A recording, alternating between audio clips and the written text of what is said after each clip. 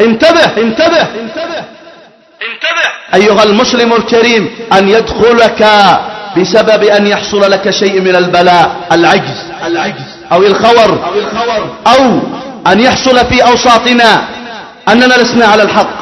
لا لا لا، نحن على الحق والنصر حليفنا، وسيأتي يوم بإذن الله نقول هذا اليوم بيوم كتاب، وسيأتي يوم بإذن الله نقول هذا اليوم بيوم دماج، وسيأتي يوم بإذن الله يجعل الله العاقبة للمتقين، ولكن هذا بلاء، هذا بلاء. ألف لام ميم. أحسب الناس أن يتركوا أن يقولوا آمنا وهم لا يفتنون. ولقد فتنا الذين من قبلهم فليعلمن الله الذين صدقوا وليعلمن الكاذبين. أم حسب الذين يعملون السيئات أن يسبقونا ساء ما يحكمون. بسم الله الرحمن الرحيم. يسر إخوانكم أهل السنة بمودية أن يقدموا لكم إياك أيها المسلم أن توطن نفسك لتلك الوثيقة الخبيثة، وأن تتنازل عن دينك، وأن تتنازل عن مبادئك، وأن تتنازل عن أصول دينك. لا لا، كن دائما وأبدا إلى الأمام مهما حصل ومهما نزل. قدم وامضي وأبلي بلاء حسنا، وما حصل فالأمر لله. ومن الناس من يقول آمنا بالله فإذا أوذي في الله جعل فتنة الناس كعذاب الله ولئن جاء نصر من ربك ليقولن إنا كنا معكم أوليس الله بأعلم بما في صدور العالمين. وليعلمن الله الذين آمنوا وليعلمن المنافقين. هذه الكلمة الأخ الفاضل حسين الصلاحي اليافعي حفظه الله تعالى، وهي بعنوان وطن نفسك للتضحية في سبيل الله. والآن نترككم مع هذه المادة. السلام عليكم ورحمة الله وبركاته.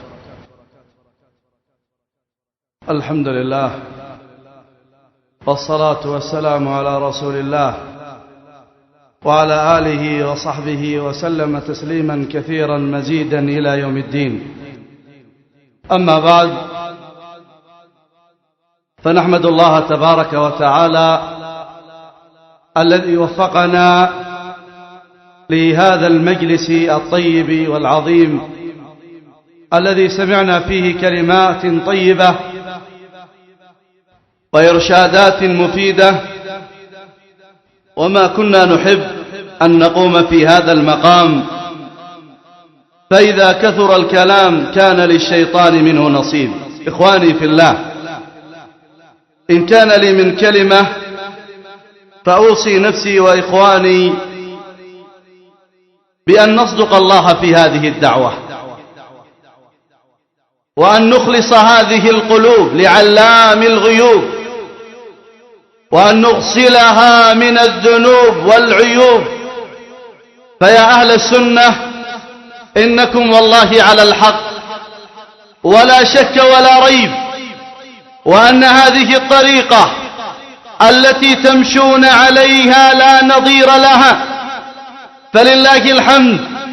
يقودكم القرآن ويقودكم حديث نبيكم العدنان عليه الصلاة والسلام.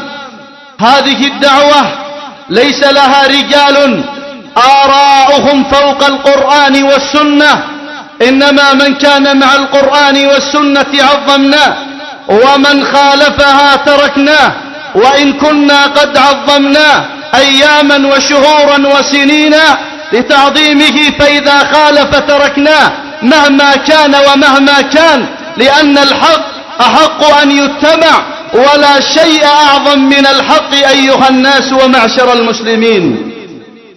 لكن علينا أن نرجع إلى هذه القلوب فنصلحها، وإلى هذه القلوب فننظر ما الذي فيها، لأنك يا أيها المسلم الكريم ربما تمضي في هذه الطريقة أياما، ولكن إن يعلم الله في قلبك خيرا يؤتك خيرا، وإن يعلم الله في قلبك غير ذلك فلما زاغوا أزاغ الله قلوبهم، والله لا يهدي القوم الفاسقين.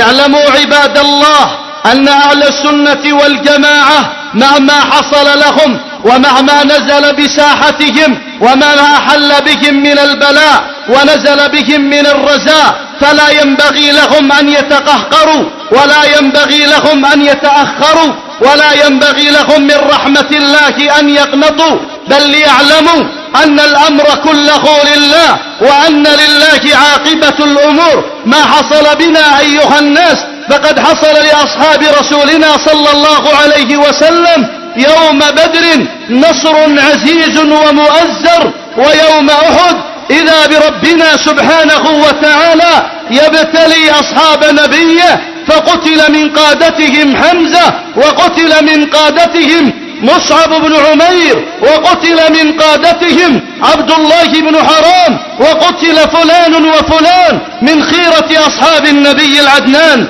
عليه الصلاة والسلام. وهكذا قتل 70 صحابيا من أصحاب رسول الله صلى الله عليه وسلم، بل وصل الشدة في ذلك البلاء إلى رسولنا صلى الله عليه وسلم، فكسرت رباعيته، وهكذا شج رأسه، وهكذا دخل المغفر في رأسه صلى الله عليه وسلم. لكن هل تركوا الدعوة أو تركوا العلم أو تركوا الجهاد أو تركوا بغض الأعداء؟ لم يحصل ذلك الدهر، إنما حصل هذا البلاء وحصلت هذه الشدة.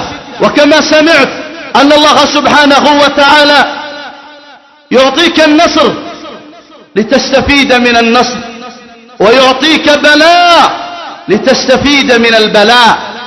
فاستفاد أصحاب رسولنا أن ذلك بسبب نزول أصحاب الجبل وبدون إذن رسول الله صلى الله عليه وسلم. أولما أصابتكم مصيبة قد أصبتم مثليها قلتم أن هذا، قل هو من عند أنفسكم بسبب تلك المخالفة وبسبب ذلك النزول. فيا أهل السنة استفيدوا من أخطائكم وأصلحوا ما بينكم وبين ربكم وعودوا إلى قلوبكم، فوالله ما زال الله هو الله، وما زال النصير نصيرا، وما زال القوي قويا، وما زال العزيز عزيزا. انتبه أيها المسلم الكريم أن يدخلك بسبب أن يحصل لك شيء من البلاء، العجز أو الخور، أو أن يحصل في أوساطنا أننا لسنا على الحق.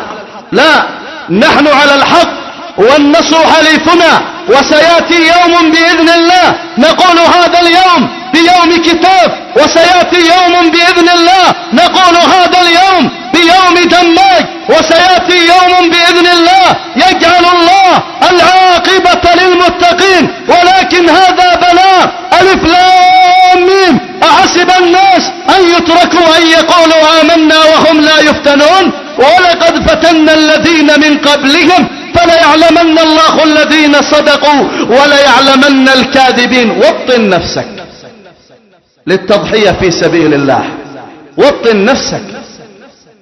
إن قتلت فأنت الشهيد، وإن جرحت فأنت الجريح في سبيل الله، وإن سجنت فقد مات شيخ الإسلام مسجونا، وإن ضربت فقد كان الإمام أحمد بن حنبل يضرب حتى عليه من شدة الضرب. وإن طردت وشردت فقد كان ابن الأمير الصنعاني عايشا في تلك الجبال، قال عوى الذئب فاستانست بالذئب إذ عوى، وصوت إنسان فكدت أطير. إياك أيها المسلم أن توطن نفسك لتلك الوثيقة الخبيثة، وأن تتنازل عن دينك، وأن تتنازل عن مبادئك، وأن تتنازل عن أصول دينك. لا، قم دائما وأبدا إلى الأمام مهما حصل ومهما نزل.